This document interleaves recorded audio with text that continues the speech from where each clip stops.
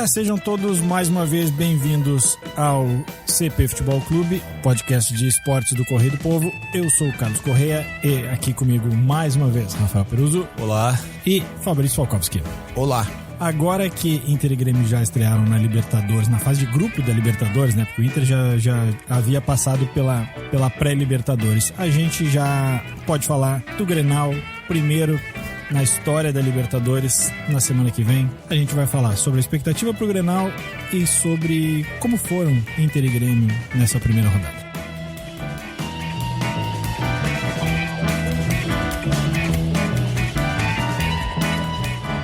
Talvez nenhum mais otimista dos colorados e dos gremistas achasse que os dois times iam fazer uma estreia tão boa, né? O Inter talvez tenha feito a sua melhor atuação na temporada até aqui, venceu a Universidade Católica por 3-0, 2 gols do Guerreiro e um gol do Marcos Guilherme. 2 horas depois, não, nem isso, né? Acabou, do Inter acabou quase 9h30, o do Grêmio começou 9h30. Pouco tempo depois, o Grêmio ganhou do América de Cali por 2-0 lá na Colômbia, gol do Vitor Ferraz e um gol do Matheus Henrique, os dois dividindo aí a liderança do Grupo E da Libertadores. O Inter fica na frente por causa dos critérios, né? Saldo de gols. Mas vocês achavam que a estreia ia ser tão boa, hein? Não. A gente até falou na última edição do nosso glorioso e prestigiado podcast que o grupo era muito equilibrado, né? E que a Católica, principalmente pelo seu treinador, que é o Olan, né? Que é um treinador, inclusive, que esteve na lista do Inter para vir no final do ano passado, no lugar do Kudê. Ele tem um estilo muito parecido.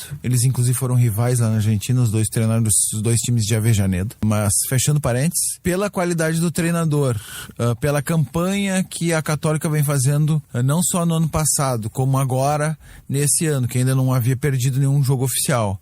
E também pela tradição do América e por jogar em casa, assim, a gente estava considerando 2 jogos bastante difíceis. A gente falou isso na semana passada. O surpreendente para mim foi, em primeiro lugar, a qualidade da atuação do Inter, que foi... Eu acompanho o Inter há muito tempo, eu não faz bastante tempo que eu não vejo o Inter com um nível de atuação tão alto. Os jogadores com tanta força pra jogar. Eu não tô falando de garra, eu tô falando de força, de energia, de intensidade. Potência, exatamente. Potência não é nada sem controle.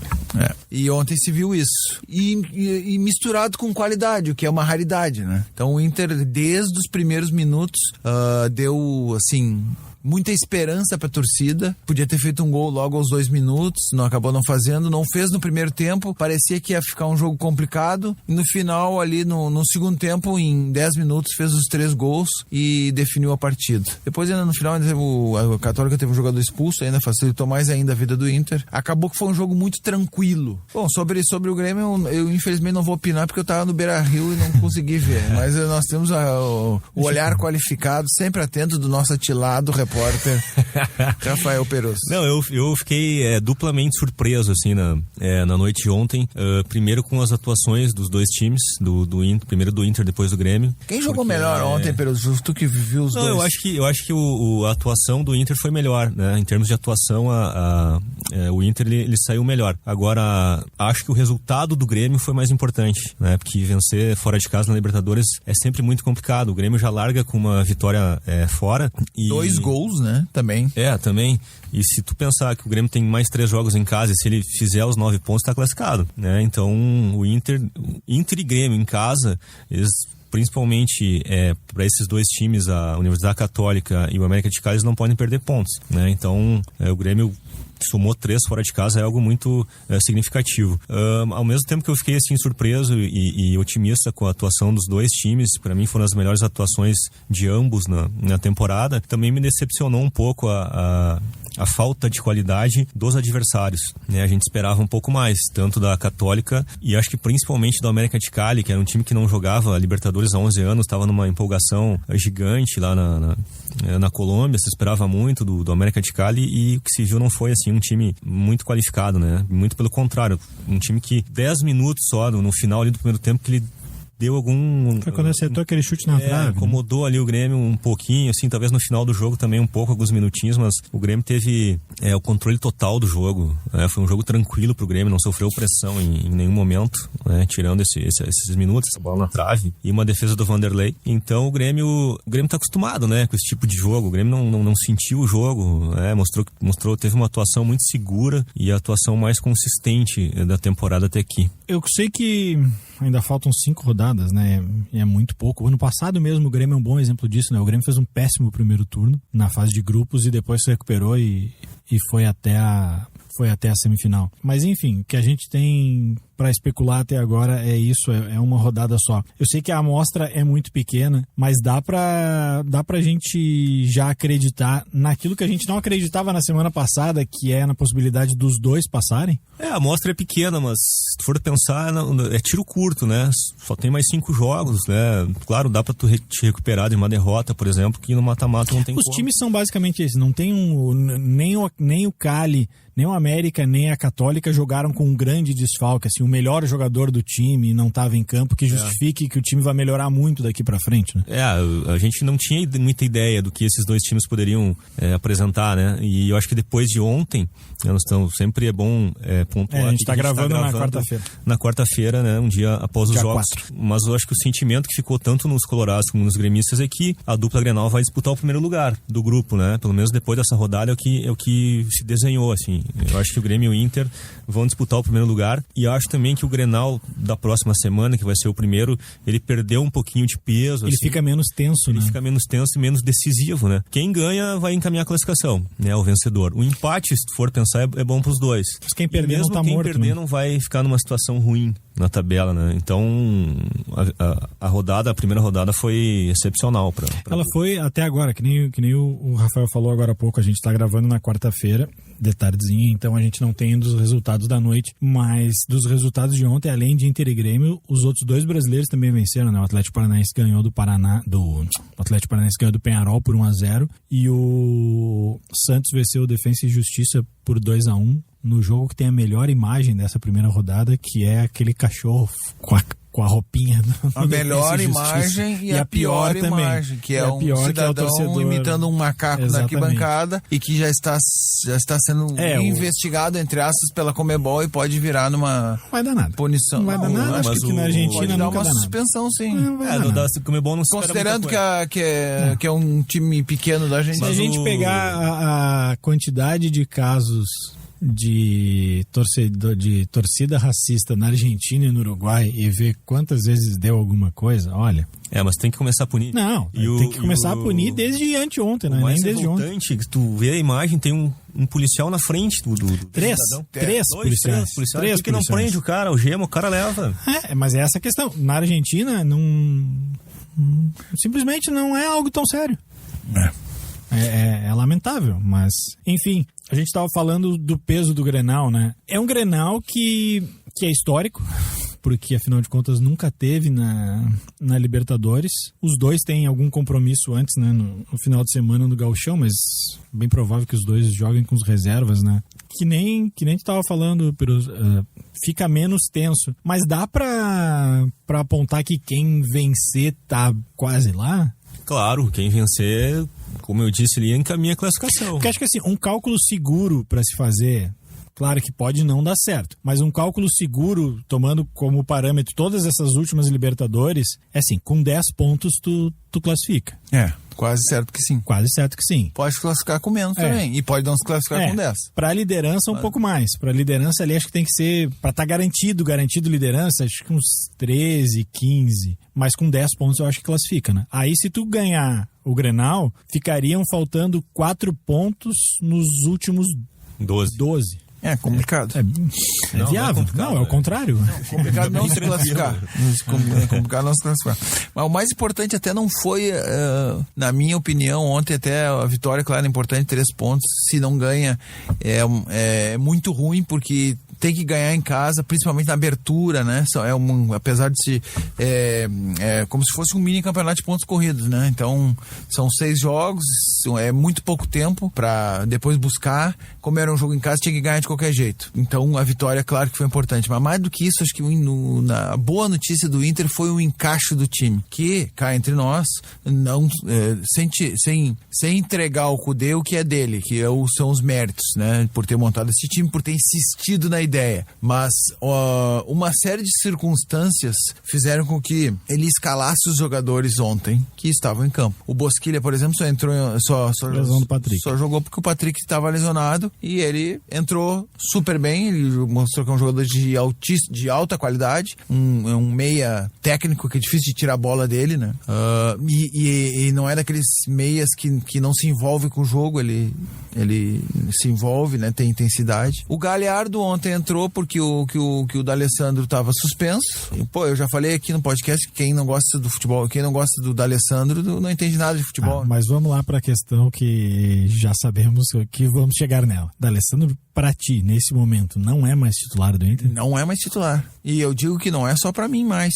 Embora o Kudê não tenha sido explícito na manifestação dele ontem, após o jogo, ele deixou muito claro que para ele não tem essa de nome. E quando a gente pergunta... Não, tudo bem, mas é que o D'Alessandro não vinha jogando no nome, né? Não, o D'Alessandro vinha jogando porque ele continua jogando bem, né? É que tem outros, claro que sim, não tô contestando isso. Tu quer tirar o D'Alessandro? Não quero tirar, eu só acho... Quer dar um carteiraço no Kudê. Só acho que não é pela qualidade do D'Alessandro ou pela qualidade dos que estão entrando, é pela característica, exatamente. Quem entrou, o Galhardo não é menos jogador que o D'Alessandro. Isso é incontestável. Só que o D'Alessandro, quando ele tinha 25 anos, ele não corria atrás dos jogadores. Ele não corria atrás dos adversários. Não vai ser agora que ele tem 38 que ele vai correr. Não é tu querer exigir uma coisa de um cara que não pode entregar aquilo. E não é uma questão técnica. É questão de estilo de jogo. Tudo bem, mas... Não é esse. E o Kudê, ele quer que aqueles caras corram o tempo inteiro. Eu sei, só que tu acha que o Inter vai ter sempre essa mesma postura? Porque uma coisa é jogando no Beira-Rio, tu faz aquele abafa no começo. Tu acha que o Inter vai fazer esse abafa sempre mesmo jogando fora? Eu nem entro no mérito do Grenal. O Grenal é um jogo à parte. Eu vou te dizer por quê, não dá pra saber. Porque foi a primeira vez que o Inter jogou desse jeito. Eu não tô falando em esquema. Mas teve gente o Inter hoje tentou aqui em fazer Porto isso Alegre das outras vezes. que disse que o Kudê mudou o esquema. É gente que também não entende de futebol, né? Porque o esquema é o mesmo desde o primeiro jogo. Só mudou as peças. O Inter fez o mesmo abafa assim com a Universidade Católica aqui, por exemplo. Não com tanta qualidade. Não com a qualidade. Então encaixou Universidade a característica dos jogadores, dos jogadores encaixou com o sistema de jogo que o Kudê quer. Então aqui, pra ele vai ser muito difícil ele arrumar um lugar pro D'Alessandro, porque ele já disse que quer os dois atacantes jogando dentro da área adversária. Inclusive ele já disse também que gostaria de jogar com 2 centroavantes. Isso é impressionante, porque em determinados momentos do primeiro tempo, e até eu comentava isso com o Wilton ali na redação, a TV mostrava o Inter atacando e tu conseguia parar pra contar rápido, assim, no campo de ataque, tinha 8 jogadores. Pensava assim, bom, se o Lomba tá lá atrás, 9... Tem o Lomba, mais um zagueiro ali na sobra e alguém que deve estar na altura do meio campo, porque a TV não consegue pegar toda a imagem. O Inter avançava numa blitz que eu ainda quero ver o Inter ser exigido contra um time que tem qualidade na saída de bola. E aí eu lembro que no Grenal, quando o Inter tentou fazer isso, o Inter tomou um vareio do Grêmio no primeiro tempo, porque o Grêmio é um time que tem qualidade na saída de bola, ou tem potencial para ter qualidade na saída de bola. Então assim, eu não acho que ele vá para esse mesmo abafa na arena. E aí que eu não sei se o D'Alessandro... Fora a questão do D'Alessandro ser um cara experimentado em clássico. É por isso que eu digo, é difícil de prever esse tipo de coisa, porque foi o primeiro jogo que o Inter jogou dessa forma. E eu acho que o Grenal não vai definir o time titular. O time que entrar no Grenal não necessariamente seja o titular do Inter. Eu vou repetir, eu não tô falando no esquema, porque esquema ele repetiu em todos os jogos. Eu tô falando no nível de atuação. Então não dá pra tu agora prever o que vai acontecer num jogo com um time com um pouco mais de qualidade contra um time de mais qualidade ou num jogo fora de casa. Vamos ver, agora é tudo novo. Antes da gente passar para para discutir essas questões técnico-táticas do Grêmio. Uma última do Inter. A gente não pode ainda afirmar se o D'Alessandro vai voltar ao time ou não. O mesmo dá para se dizer em relação à definição daquela função ali, volante, não volante, meia. Aquela função centralizada à frente do Musto. O Edenilson é um novo titular? Por enquanto é. Acho que o Lindoso, com lágrimas nos olhos, o Cudê botou ele no banco de reservas. Ele mesmo disse ontem na coletiva também que não gostaria de colocar o Lindoso no banco, mas que botou, porque achou que era o melhor pro time. E foi. Claro, ele sempre diz, como todo técnico, que diz que analisa jogo por jogo e que daqui a pouco vai optar por mudanças. Mas eu não creio que seja logo agora. Acho que no Grenal, por exemplo, ele vai com uma formação muito parecida com o que começou ontem. Eu ainda apostaria no D'Alessandro no Grenal, mas enfim.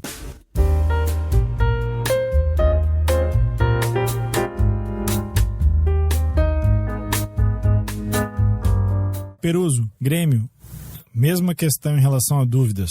Ontem foram de novo 3 volantes. Tá meio que desenhando que vai ser isso aí mesmo, esse início de temporada do Grêmio, ou ainda tem alguma dúvida se pode jogar 2 volantes e 2 meias? Porque no final de semana foram 2 volantes e 2 meias, né? Mas aí o Mateuzinho tava machucado. Eu acho que esse esquema ele surgiu de uma forma emergencial, né, no Grenal, pela falta de um meia centralizado. Eu acho que ele vai perdurar por mais um tempo ainda, justamente porque o Renato ainda não tem esse meia, né? O Renato já adiantou que domingo ele vai novamente dar uma chance pro Thiago Neves, deve jogar os 90 minutos contra o Pelotas, e aí é o jogador que palavras do Renato, né, é o jogador que vai dar a resposta, é o jogador que vai passar as informações para ele, se ele tá apto, não tem dado, tá apto. né? Oi? Não tem dado.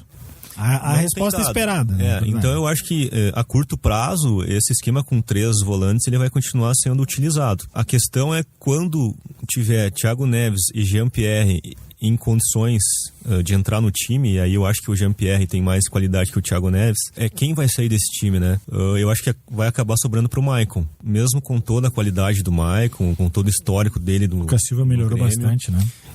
O Lucas Silva, ele cavou o lugar dele no time, né? Com atuações. E ontem ele foi, se não o melhor, ele teve entre os 2, 3 melhores jogadores do Grêmio na partida. É um jogador que deu uma outra dinâmica no meio campo, uma firmeza na marcação, ali na frente da zaga. É um jogador de bom passe, tem um chute muito forte de fora da área. Esse jogador eu acredito que não sai mais do time, que é o Lucas Silva. Então o Grêmio ainda não tá com o time considerado ideal ainda, né? Se for pensar, o Kahneman tá fora. Eu não sei se o Victor Ferraz não vai perder o lugar pro Orejuela, não digo imediatamente, mas ao longo da temporada. O Caio Henrique é o novo titular? O Caio Henrique é o novo titular. O Caio Henrique, o Renato também frisa bastante isso, que ele tem alguns probleminhas na marcação, e ontem a gente pôde ver isso, né? O Pisano, que é um jogador que joga bem como ponta na equipe do América de Cali, deu muito trabalho pro Caio Henrique. No primeiro tempo jogou muito nas costas do Caio Henrique, porque o Caio Henrique tava subindo demais, né?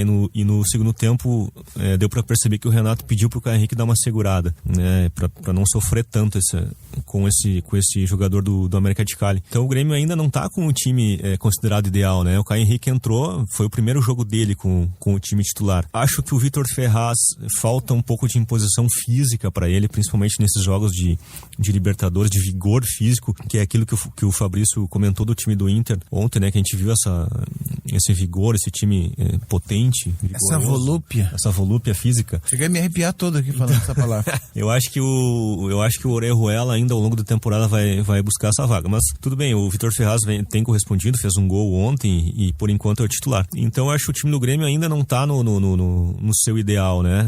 Tem peças para entrar ainda no time, mas o esquema ele vai ser 2 volantes, 4-2-3-1, né? Esse é o esquema do Grêmio. O esquema do ano passado, né? Dos últimos anos, na verdade. Vai ser esse, falta encaixar aquela peça central ali que o Renato não tem ainda. O lateral, eu me esqueci agora que o Peruso estava falando nos laterais do Grêmio, o novo reforço do Inter, o Saravia, tu acha que ele pode estrear no Grenal, Fabrício? Não sei nem se ele vai ter condições legais. Não, né? Depende da condição legal. Ele ainda não saiu, não foi registrado na CBF ainda, mas eu acho que se ele tiver condições legais, ele estreia domingo. É bruxo do homem. Contra o Brasil, de Pelotas, no Beira-Rio. E aí já é um teste. Não são testes, mas ele precisa jogar, né? É ruim de botar um jogador... Sim, mais um Grenal, né? E ele tava jogando pouco no Porto, né? Recebeu poucas oportunidades. Imagina tu estrear sem ritmo, aí tu olha pra frente, tem um menino ali, pequenininho, rápido, chamado Everton. Vai cair em cima dele. Com certeza, né? Ele já talvez Everton, segura um pouco mais. Aliás, o Everton, ele tem... O Renato revelou isso ontem, foi questionado e acabou admitindo que o Everton, ele tem tido uma função tática diferente, um pouco diferente. O Renato não entrou em detalhes, claro, para não dar armas aos adversários, mas o Everton, ele tem flutuado mais numa faixa mais centralizada do campo, né? Ele não tem ficado só aberto pela esquerda como ele costumava jogar. Ele tem liberdade para cair, né?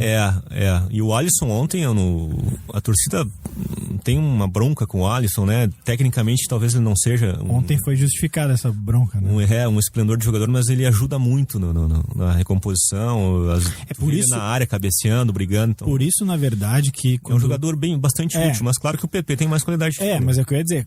Quando a torcida pede, e é compreensível a entrada do PP, mas como é que o Renato não bota o PP? Como é que o Renato não bota o PP? Porque o Alisson tem uma função tática que talvez o PP ainda não esteja pronto para cumprir. Que ela não é ofensiva também. Ela é também no sentido de recomposição, né? Antes de acabar o programa, vamos lembrar que semana que vem no Grenal, só no Facebook, né? Uma boa banda larga. Só no Facebook, preparem. Só no Facebook. 30 não tem nem de TV. Delay, 30 segundos de delay. Tente ficar longe do seu vizinho. E aí os bares vão mostrar como daí. Muito acessar o Facebook. Cabo HDMI. Tem esse esquema. Cabo HDMI na no meio da transmissão chega uma mensagem. Bota um cabo HDMI, liga na TV, bloqueia os outros sites. Deixa bloqueados os outros sites. Desliga o bate-papo ali. Tira o WhatsApp da versão web ali. Tira o Facebook. Tem um colega nosso que não pode ver o jogo com familiares, alguma coisa assim. Não pode. Colega nosso que usava o Orkut para trabalho. Dá um nome aqui pro pessoal saber. Não, deixa assim, né? É o Conde. A gente fala então só que é o Conde. A gente vai ficando por aqui, agradecendo ao apoio técnico da Rádio Guaíba, do Guilherme Silva. Esse programa tem a edição de Israel Mesquita, Pedro Bastos. Um abraço e até semana que vem.